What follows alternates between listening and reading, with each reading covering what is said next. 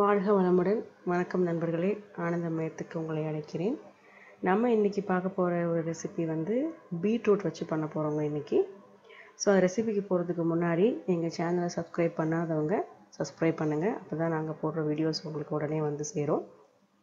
So இன்றைக்கி நம்ம பார்க்க போகிற பீட்ரூட்டில் வந்து குருமா பண்ண போகிறோங்க.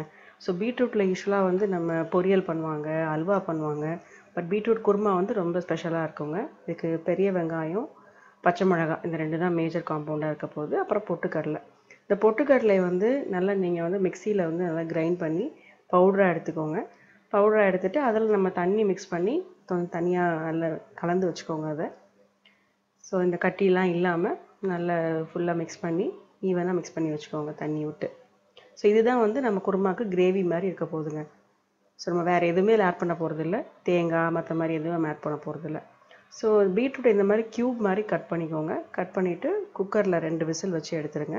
வைக்கும் போதே பச்சை மிளகாய் அதோட சேர்த்து வேக விட்டுருங்க.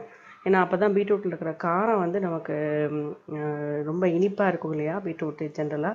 ஸோ இந்த காரம் அப்போ தான் அதில் இறங்கும். அதுக்காக தான் வேக வைக்கும் போதே நம்ம பச்சை மிளகாய் அதோட சேர்த்து வேக வச்சிடணும். ஸோ இப்போ எண்ணெய் சூடான உடனே கடுகு தாளிச்சிட்டு பெரிய வெங்காயத்தை கொஞ்சம் பெரிய ஸ்லைஸாகவே கட் பண்ணிக்கோங்க. ஸோ அதை நம்ம அதில் ஆட் பண்ணி நல்லா ஃப்ரை பண்ணிக்கலாம். நல்லா கோல்டன் ப்ரௌன் கலர் வரணும் இதில். ஸோ அது வரைக்கும் நல்லா ஃப்ரை பண்ணிக்கோங்க இதில். ஸோ மிதமான சூட்டிலே வச்சுக்கலாம் நம்ம இது. ஸோ பீட்ரூட்டுக்கு நிறைய மருத்துவ குணங்கள் இருக்குது. நம்ம எல்லாருக்கும் நிறைய தெரிஞ்சிருக்கோம் அதை பற்றி. அடிக்கடி நம்ம சேர்த்துக்கிறது நல்லது அதை. ஸோ இப்போ நல்லா வெங்காயம் வதங்கி வந்துருச்சு இப்போது. ஸோ வதங்கினதுக்கப்புறம் அதோட நான் சாம்பார் பவுடர் ஆட் பண்ணுறேங்க. கொஞ்சம் இன்னும் காரம் தூக்கலாக இருக்கணுங்கிறதுக்காக. இது ஆப்ஷனல் தான். வெறும் பச்சை மிளகாயே போதும்னு நினைக்கிறவங்க அதோடய ஸ்டாப் பண்ணிக்கலாம். கொஞ்சம் அந்த இனிப்பு சுவை இருக்கக்கூடாதுன்னா கொஞ்சம் எக்ஸ்ட்ராவாக சாம்பார் பவுடர் ஒரு வாசத்துக்காக ஆட் பண்ணியிருக்கேன். ஸோ நீங்கள் சாம்பார் பவுடரை ஆட் பண்ணிவிட்டு உப்பையும் ஆட் பண்ணிடலாம் நம்ம. ஸோ கொஞ்சம் மிக்ஸ் பண்ணிக்கோங்க. சாம்பார் பவுடரை ஆட் பண்ணிவிட்டு மிக்ஸ் பண்ணதுக்கப்புறம் நம்ம உப்பு ஆட் பண்ணி கொஞ்சம் நேரம் அதை நம்ம வந்து ஜென்டலாக ஃப்ரை பண்ணிக்கலாம். ஸோ அந்த பச்சை வாடையெல்லாம் கொஞ்சம் போயிடும் அதில். ஸோ பீட்ரூட் பார்த்திங்கன்னா முக்கியமாக வந்து நம்மளோட ப்ளட் ப்ரெஷர் வந்து ரொம்ப அதிகமாக கண்ட்ரோல் பண்ணுங்கள். ஸோ ரத்த சம்மந்தப்பட்ட எந்த பிரச்சனையாக இருந்தாலும் பீட்ரூட் நம்ம அதிகமாக சேர்த்துக்கிறது நல்லது. ரத்த ஓட்டத்துக்கு இது ரொம்ப முக்கியமான ஒரு காய் இது. அதே மாதிரி கேலரிஸ் இதில் ரொம்ப கம்மியாக இருக்குங்க. நிறைய நியூட்ரியன் வேல்யூ இருக்குது, பட் கேலரிஸ் கம்மி. ஸோ டயட்டுக்கு நல்ல ஒரு ஆப்ஷனாக இருக்கும் இந்த பீட்ரூட். ஸோ இப்போ நல்லா உங்களுக்கு ஓரளவு ஃப்ரை ஆகிடுச்சு. இப்போ நம்ம வேக வச்சுருக்கிற பீட்ரூட்டை இதோட ஆட் பண்ணிடலாங்க. ஸோ ரொம்ப நான் மசிய வந்து வேக வைக்கிறேன் இதை.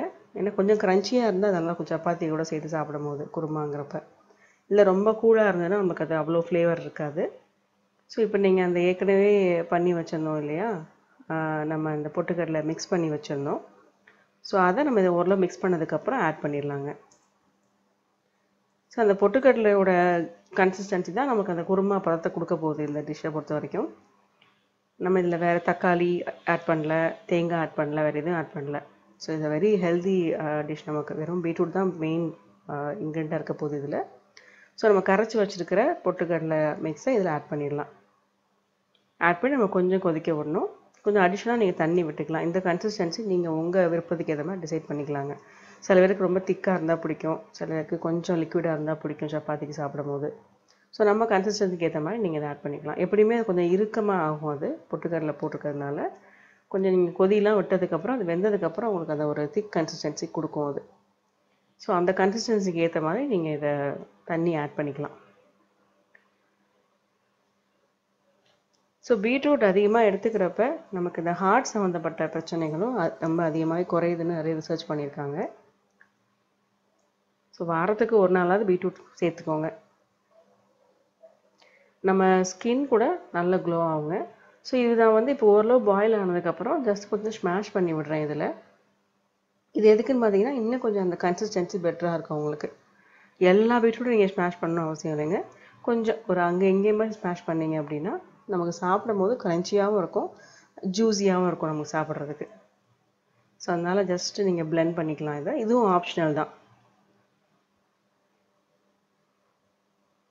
இது எனக்கு பர்சனலாக இது கொஞ்சம் பண்ணும்போது பெட்டராக இருக்க மாதிரி I feel that gravy is looks very yummy. So இது எங்கள் அம்மா எனக்கு சொல்லி கொடுத்த டிஷ்ஷுங்க இது.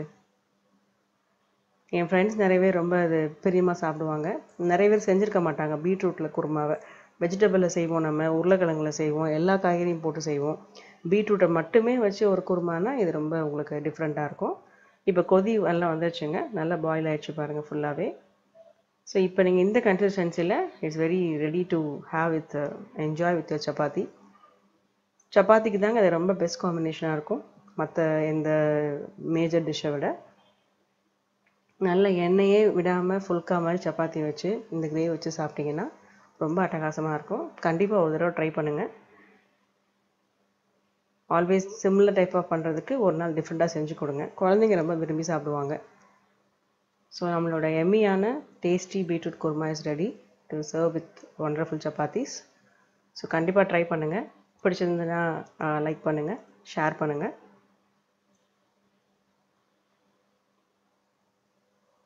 So thanks for watching. Have a nice day. Bye bye.